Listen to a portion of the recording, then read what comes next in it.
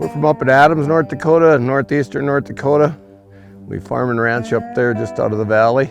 Hosted hunts, has worked with my dad for several years.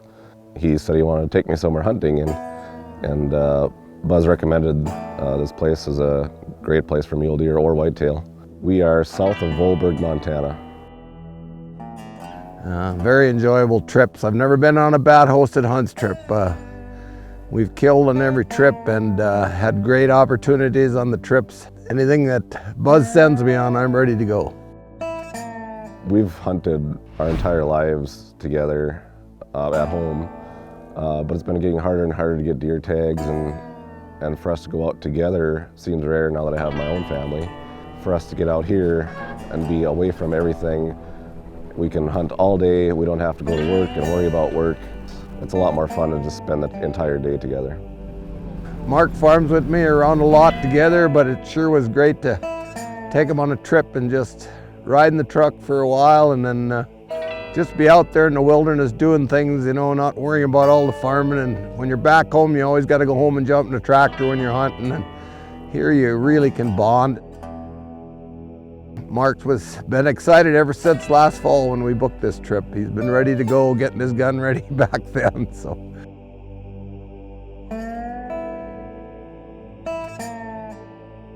the first 2 days we did a lot of driving. We got on a buck. First deer we saw was a really nice mule deer buck, and I wasn't really sure what to expect, so I told Dad he could have the first shot at the first deer, and he was really tall and big.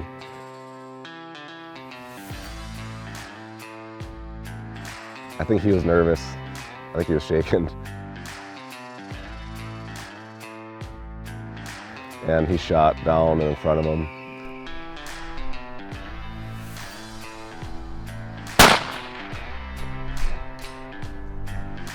So we tried to go after him, couldn't find him again. And then we kept driving and driving and driving, looking for big deer, not a lot of deer, but big deer. We call it the back country out here, and he said the ranch was 25,000 acres, and we laughed. I'm sure we've seen at least 30,000 because we were up and down them ravines and valleys in the back country looking for that buck that nobody's ever seen kind of deal, and it really seen a lot of country out here. We had a lot of riding for a couple days. We covered thousands upon thousands of acres. I mean, we saw so many different things, which was really unique because usually you go to an area and everything looks the same, but here we got to see so many different things. Second day was kind of the same thing.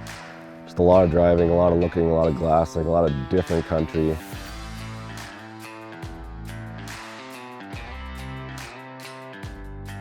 Yesterday we got into it and said, let's get down and let's get something in the truck box. We really got into some good deer to look at, and a lot of fun, a lot of acres to cover out here, boys. There's big country back here. Oh yeah. Holy shit, it's goofy. So we left really early in the morning. It was still dark when we left, and it was an area that hadn't been hunted a lot. And we saw a smaller buck kind of in the trees. We passed him up.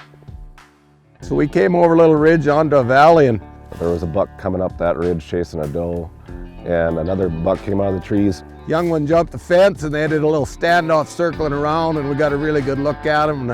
And these two bucks were just ready to pound each other. They were strutting around, showing their stuff, and we just sat there watching them. Finally we said, you know, that one buck was really good. We need to take him. I said, you know, he's really a typical buck and everything. And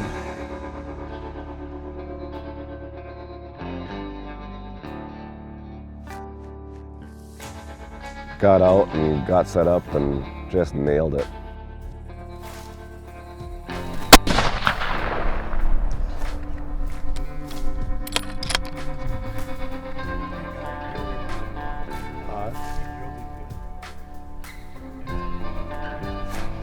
I really like that. I like that shot.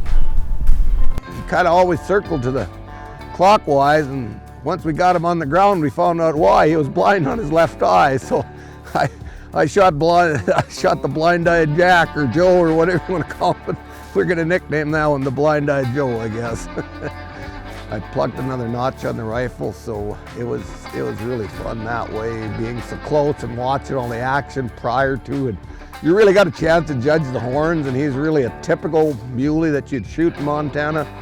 Got extra height to him, and he's got some age on him, so he's really got good color. And I was real pleased to take him. He's going to be a good-looking thing on the wall, I think.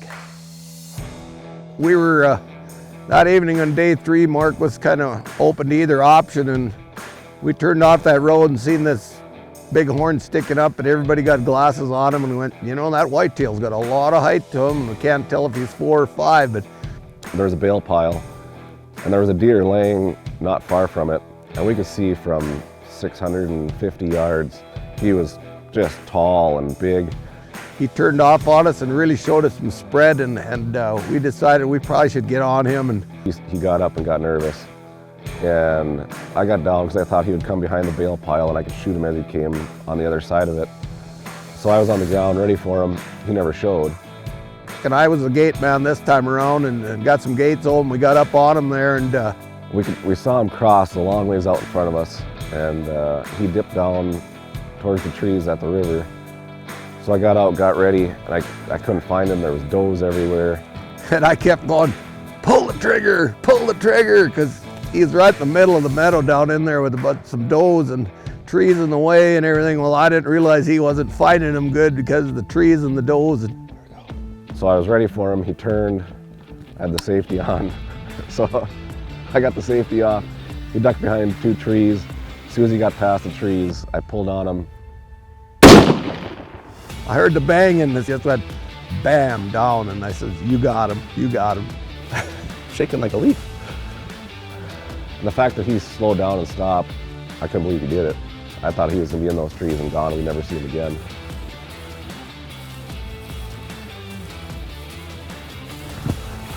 Yeah, there he is.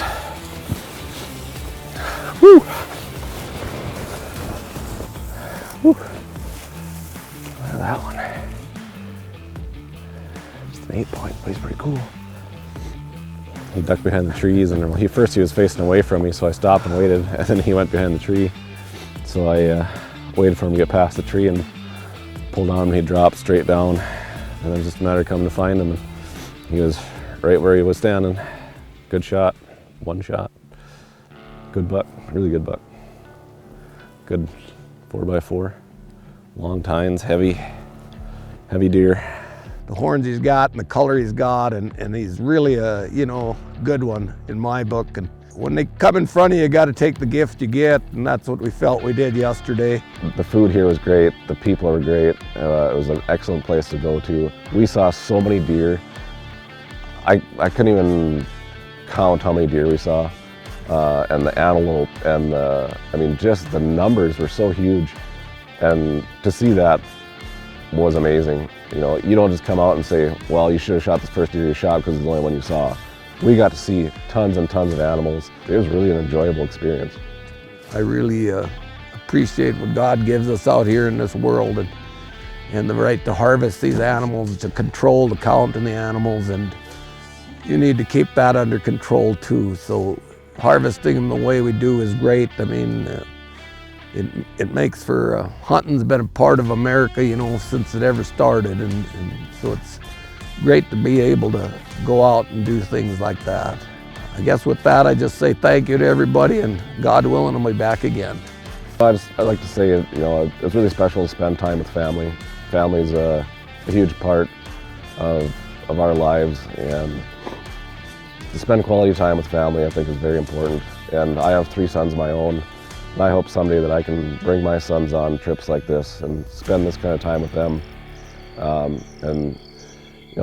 Don't take time for granted, because time goes fast, and enjoy the small things in life.